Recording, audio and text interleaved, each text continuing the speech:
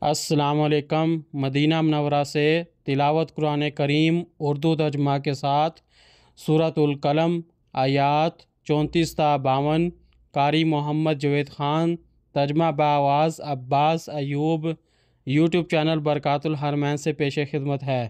اعوذ باللہ من الشیطان الرجیم۔ میں شیطان مردود کے شر سے بچنے کے لیے اللہ تعالیٰ کی پناہ مانگتا ہوں۔ بسم اللہ الرحمن الرحیم۔ شروع کرتا ہوں اللہ تعالیٰ کے نام سے جو بڑا مہربان نہایت رحم والا ہے۔ ان للمتقین عند ربهم جنات النعیم۔ یقیناً اللہ تعالیٰ سے ڈرنے والوں کے لیے ان کے رب کے پاس نعمتوں والی جنتیں ہیں۔ افنجعل المسلمین کالمجرمین۔ تو کیا ہم فرما برداروں کو مجرموں کی طرح کر دیں گے؟ ما لکم کیف تحکمون۔ تمہیں کیا ہے، تم کیسے فیصلہ کرتے ہو؟ ام لکم کتاب فیہ تدرسون۔ یا تمہارے پاس کوئی کتاب ہے جس میں تم پڑھتے ہو؟ ان لکم فیہ لما تخیرون۔ کہ بلا شبہ تمہارے لیے اس میں وہی ہوگا جو تم پسند کرتے ہو۔ ام لکم ایمان علینا بالغۃ الی یوم القیامہ ان لکم لما تحکمون۔ یا تمہارے لیے ہمارے ذمہ کوئی عہد ہے جو قیامت کے دن تک پہنچنے والے ہیں کہ تمہارے لیے یقیناً وہی ہوگا جس کا تم فیصلہ کرو گے۔ سلہم ایہم بذالک زعیم۔ ان سے پوچھئے کہ ان سے کون اس کا ضامن ہے۔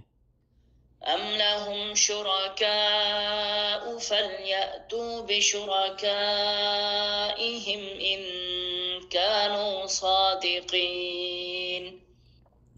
یا ان کے کچھ شریک ہیں تو وہ اپنے شریکوں کو لے آئیں اگر سچے ہیں۔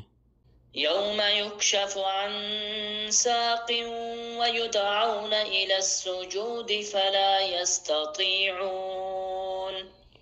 جس دن پنڈلی کھول دی جائے گی اور وہ سجدوں کے لیے بلائے جائیں گے تو وہ استطاعت نہیں رکھیں گے۔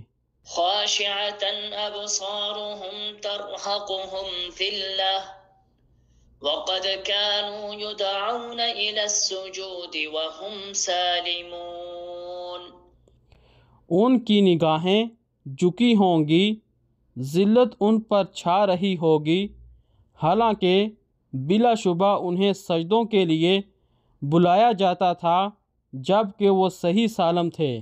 فذرنی ومن یکذب بہذا الحدیث سنستدرجهم من حیث لا یعلمون۔ چنانچہ مجھے اور اس کو چھوڑ دو جو اس کلام کو جھٹلاتا ہے، ہم ضرور انہیں آہستہ آہستہ لے جائیں گے جہاں سے وہ نہیں جانیں گے۔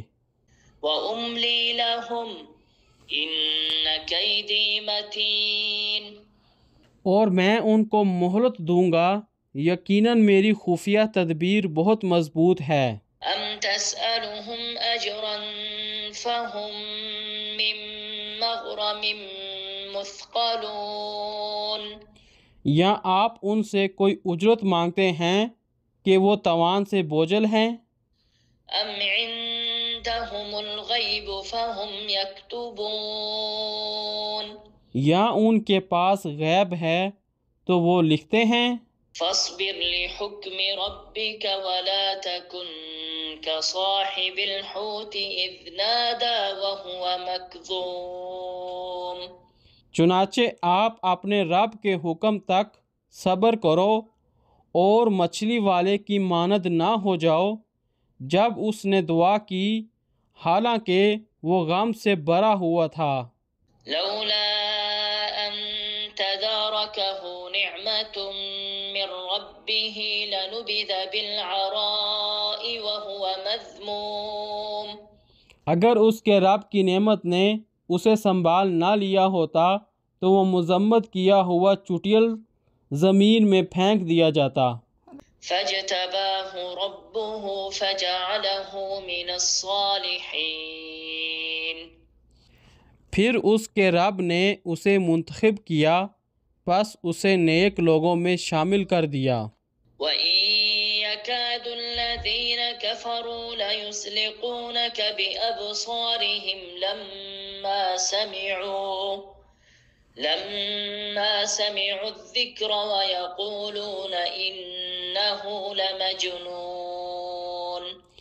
اور قریب ہے وہ لوگ جنہوں نے کفر کیا آپ کو اپنی نگاہوں سے ضرور ہی پھسلا دیں جب وہ ذکر سنتے ہیں، اور کہتے ہیں یقیناً یہ تو بالکل دیوانہ ہے۔